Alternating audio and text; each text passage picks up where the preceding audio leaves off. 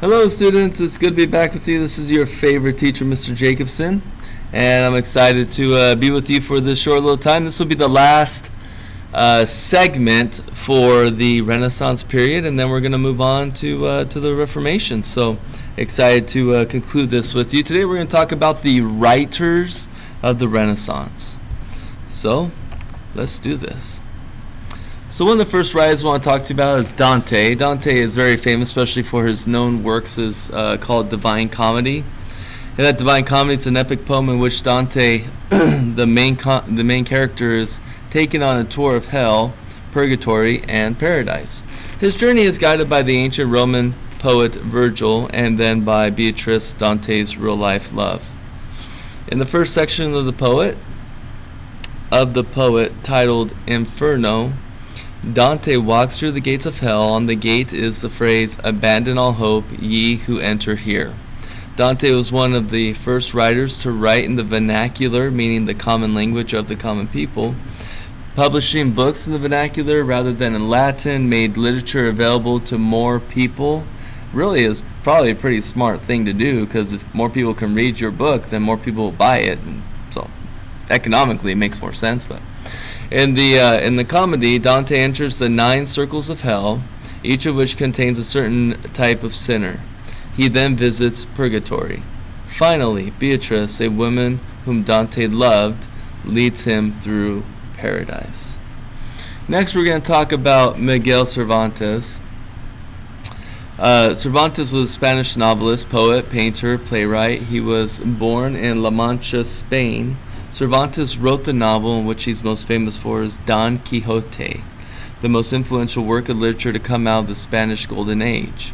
Cervantes was a man of adventure. It was said that he left Castile because of a duel. He joined a Castilian infantry who fought against the Ottoman Turks. Although sick, he refused to stay below the deck, joined his shipmates in battle. In the battle, he received 3 gunshot wounds, one of which forced him to have his arm amputated. Ouch. After staying in the hospital for 6 months, Cervantes rejoined the army. He was taken as a captive in a naval battle and was a slave for 5 years. Cervantes' parents ransomed him and then brought him home back to Madrid. His adventures served as inspiration for his writings. Cervantes got the idea of Don Quixote while serving one of 2 prison terms for irregularities of his bookkeeping as a tax collector and purchasing agent. Interesting. He's a very adventurous guy, yet he doesn't pay his taxes. I don't know. All right. Cervantes' most famous work is Don Quixote. Don Quixote is the story of a country gentleman who has read so many books about chivalry. Remember, chivalry is the code of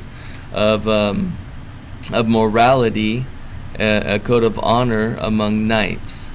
And then he imagines himself to be a knight going around the country righting the wrongs of the world like knights in his imagination was supposed to do. Don Quixote leaves his little town of La Mancha on a quest for adventure and justice. When a bartender tells him a real knight must have money and a squire, Don Quixote returns home, convinces an illiterate neighbor, Sancho Panza, to travel with him as his squire on the quest. Every knight must have a fair lady fair. So Don Quixote picks a neighboring homely milkmaid as the object of his love. As Quixote travels, he dreams of his Dulcinea and sends conquered knights back to her to profess their loyalty. So Cervantes was reading about all the feudal system, and he was kind of enamored by the idea of chivalry, and he thought, what would it be like if someone today tried to do such things. And so some people think that he pictured himself as Quixote since he loved to travel. Also, Quixote, he's from La Mancha, which is also where Cervantes, the writer, is from. So a lot of similarities there. Another great writer is Shakespeare. He's considered to be one of the greatest writers and dramatists of all time. Shakespeare wrote Romeo and Juliet, Merchant of Venice, Caesar, and all the rest here, as you can see. He just has a huge resume, he is extremely talented. There's a reason why he is still renowned even today, you know, some 500 years later. The second period consisted of the tragedies such as Romeo and Juliet, Julius Caesar. The third period was called the tragic period. It consists of plays featuring characters with fatal flaws such as Hamlet and others as well, King Lear, etc. And so you can go ahead and just go through the whole the whole list of his accomplishments here. Here we have the home where Shakespeare was most likely born, and above is also the London Theatre where a few of his plays were actually performed. And here we have a few more pictures, just to give you a little idea of who he was. It's hard to just condense Shakespeare into even into one webcast, because the man has so many accomplishments. It really isn't doing this individual justice. But here's some pictures as well, as you can see, famous pictures from Macbeth when Macbeth has an appearance from the other side. Here's some more. Here's Ophelia, the tragic lover, Romeo and Juliet. Okay, so now we're going to jump into the scientists and inventors of the Renaissance. We're not going to cover all these people, but most of them. So some historians think that the humanism of the Renaissance slowed the progress of science. Others argued that the atmosphere of curiosity that humanism fostered led to the advancements in science. There's just, when people are open to share their ideas and there's a free exchanging going, then a lot of creativity can be born. And these creative minds also delved into science. So let's talk about it. So one of the greatest scientists, Leonardo da Vinci, he made daily observations and drawings, which he recorded in journals. His journals were filled with drawings from practically every area of life. He was a scientist, engineer, inventor. He studied and made detailed drawings of human and animal anatomy. He was fascinated by the body.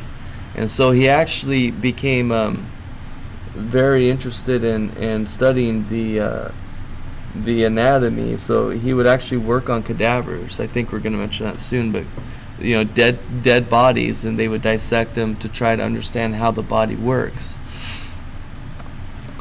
As an artist, Leonardo received permission from hospitals in Milan, Florence, Rome to dissect human cadavers. From these, he made numerous drawings of human anatomy, including the first drawings of a human fetus.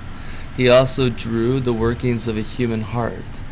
In 1510 and 1511, Leonardo worked with the doctor, Marcantonio della Torre, on a book to which Leonardo contributed 200 drawings.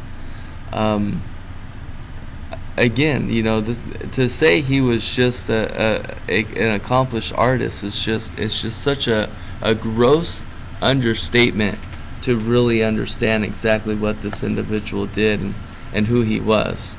So here's some of the drawings he had. Here's the actual fetus that he was trying to depict. Not too bad, not bad at all. What he wrote, what he drew there, it's very similar to what actually does go on. Here we have him drawing the anatomy, the muscles, and the arms, and the bones. I mean, look at these drawings. It's just incredible. Leonardo was very interested in flight. He drew pictures of birds in flight, invented many flying machines.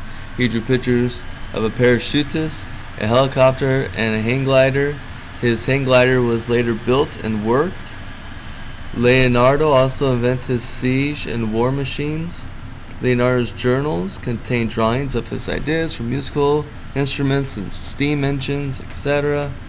So here are some of the pictures for the flying machine. Here's another picture. Fascinated with flight, look at that. Interesting.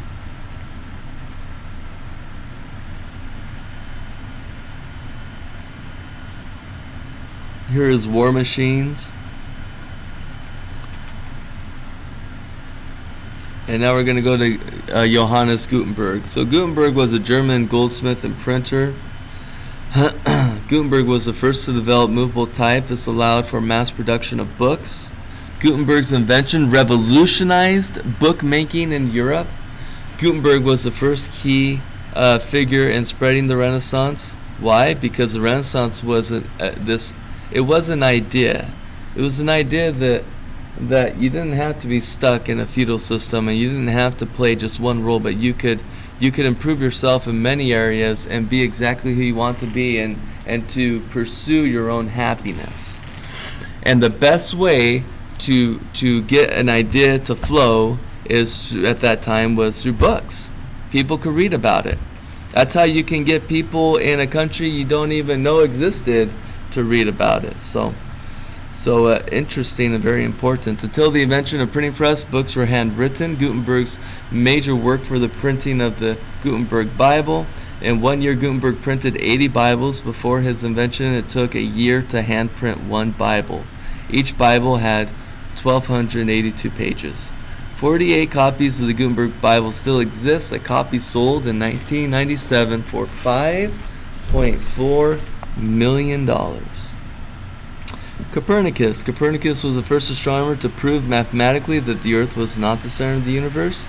Before this time, the Earth was considered a stationary planet, and everything rotated around it. Copernicus was a mathematician, astronomer, doctor, scholar, translator, minister, governor, military leader, economist, a true Renaissance person as well. Many hats. Astronomy was merely an interest and a pastime, but it was his discovery in that field that made him one of the most influential people in the world. Galileo is considered to be the father of physics, science, and astronomy. He agreed with Copernicus on the center of the universe idea that the Earth was not. Galileo's time, this idea was considered by the church to be very controversial, if not blasphemous. Galileo spent 2 years of his life under house arrest for his beliefs. One of Galileo's contributions was the telescope. He improved the magnification of the telescope to 32 times, which was strong enough to explore the night sky. With this telescope, Galileo observed Venus, Jupiter, Mars, Neptune, the Milky Way. Galileo was one of the first to observe sunspots and to record mountains and craters on the moon. And that's that. So we're all finished. This is the last and final segment of the Renaissance. Go ahead and write your at least one page summary, and I look forward to seeing you at the first of the week. Until then, bye-bye.